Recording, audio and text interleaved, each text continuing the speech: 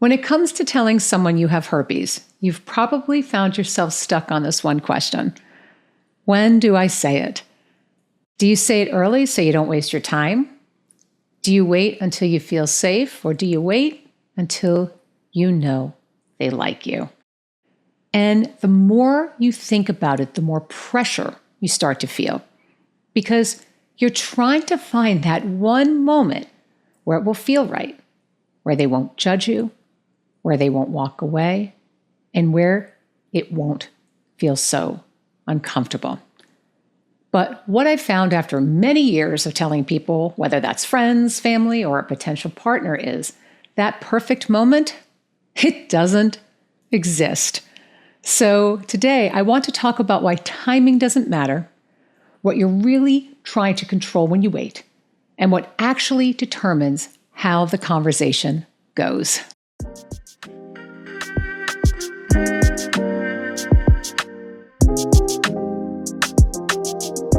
Hi, I'm Dupree, and I help people to navigate life with herpes. And one of the most common questions I get is, when do I tell someone? Not how, not what to say, but when. Because a lot of people think that if they can just figure out the timing, it will make the conversation easier, it will reduce the chances of rejection, make the other person more understanding, and maybe it will somehow influence how things play out. But all of that has nothing to do with timing. So in this episode, we're going to unpack what's truly happening, change the way you've been thinking about disclosure, and focus on what can actually change your experience. So, why does timing feel like such a big deal? That if you just pick the right moment, everything could go the way you want it to. You may think, if I wait until they really like me, this will be easier. If I say it at the right time, they'll be more understanding. Or if I don't rush it and they get to know me better, maybe they won't walk away. And that's when you start trying to plan the perfect moment on when you say it. But what's actually happening underneath that isn't about timing at all. It's about trying to avoid how you think telling someone is going to feel. The rejection, the awkwardness, or the possibility that they won't react the way you'd like them to. So your mind does what it's designed to do, and that's to protect you. And one of the ways it does that is by convincing you that if you can just find the right moment, you can make things go better. But that's what's called the illusion of control. It's the idea that if you do everything just right, you can shape how someone else responds. And the truth is, you can't. You can say it perfectly and still get a reaction you don't like. Or you could say it in the most unplanned, imperfect way and someone could be totally understanding. That's why waiting for a perfect moment doesn't actually solve anything. You can wait 6 days, 6 weeks, even 6 months and still feel the exact same way when it comes to saying it. Because your emotional state doesn't just change because time passes. If you feel unsure about yourself, if you're worried about how you'll be seen, if part of you still questions your worth because of your diagnosis, then that feeling is going to follow you into every right moment you think you're waiting for. And this is where the idea of waiting until you feel safe comes in. Because it sounds good, right? Sounds like the smart thing to do.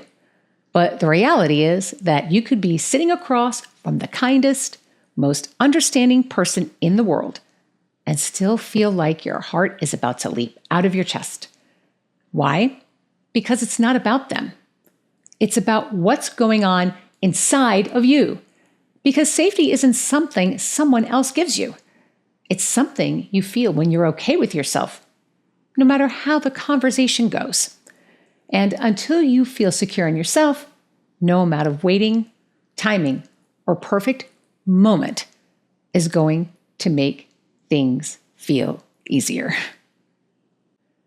So, when you feel secure in yourself, that's when timing really doesn't matter anymore. Because the focus shifts away from when you say it to how you handle it when you do. You can have the perfect timing, the perfect words, and the perfect setup, and still feel like you're about to freak out when you tell someone. And people can feel your energy, not just in what you say, but how you say it, in your tone, your energy, and your hesitation. Because communication isn't about words. People can pick up on how you're feeling, whether you realize it or not. So if you're about to let the cat out of the bag and you're thinking, I hope they're okay with this, I hope they don't judge me, or I hope this doesn't change how they see me, that comes through loud and clear.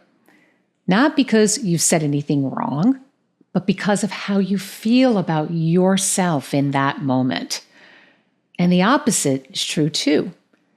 When you feel secure in yourself, when you're not trying to hide or when you're not looking for them to validate you, it changes the entire interaction. Not because you controlled their reaction, but because you're no longer relying on it. And this is where a lot of people get caught up. Like if they just find the perfect words, everything will go smoothly. But that's not how this works. You could rehearse the conversation 100 times and still get a reaction you didn't expect. Or you could say it in the most unplanned, imperfect way, like I mentioned earlier, and be met with kindness and compassion. Because again, it's not about the delivery. You're not performing. You're just sharing information. And the moment you stop trying to say it the right way and start saying it in a way that actually feels authentic to you, that's when things begin to change. So instead of asking yourself, what should I say? How should I say it? Or what's the best way to explain this? Try asking yourself this instead. If I wasn't afraid of how they'd react, what would I say? And then say that. Because that's the version of you that's not trying to manage how someone is going to react or trying to control how things go. You're just being real. So now this brings us to the question that's probably still sitting in the back of your mind. How do I know when I'm ready? And here's the answer. You're ready not when the moment feels perfect. You're ready when you feel secure in yourself.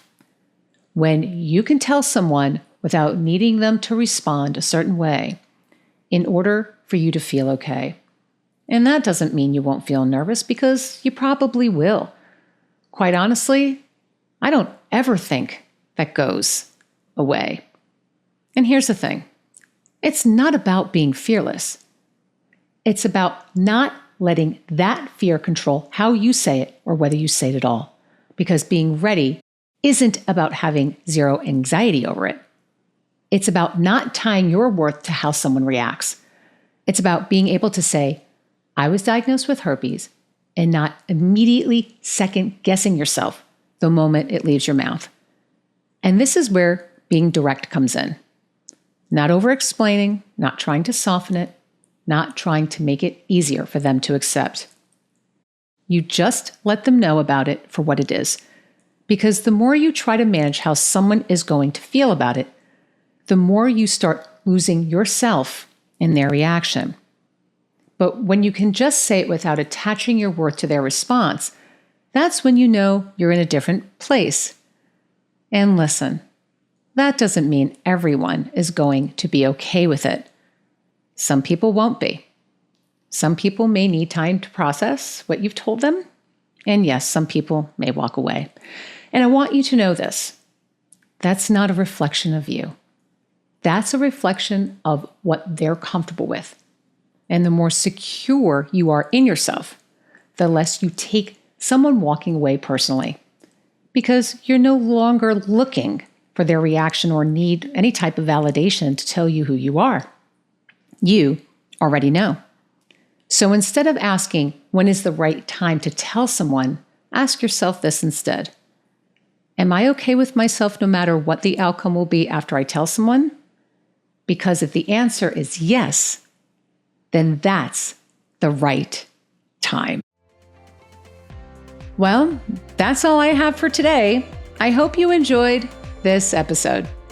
If you haven't subscribed yet, whether you're watching on YouTube or listening on audio, be sure to do that so you won't miss future episodes.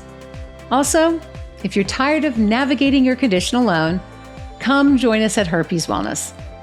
Membership gives you access to a private online community with forums, chat rooms, and monthly live streams where you can ask questions, make friends, find love, and get support from people who truly get what you're going through. And if you want support on the go, you can download the Herpes Wellness app, available in both the App Store and in Google Play.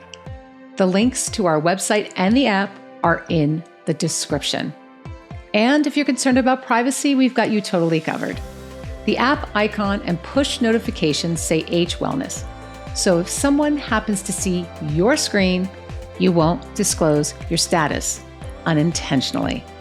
And if you're enjoying the podcast, or if you have a question or something you'd like to share, let me know in the comments. I would love to hear from you. Thanks for tuning in, and I will see you the next time on the Herpes Wellness Podcast. Bye for now.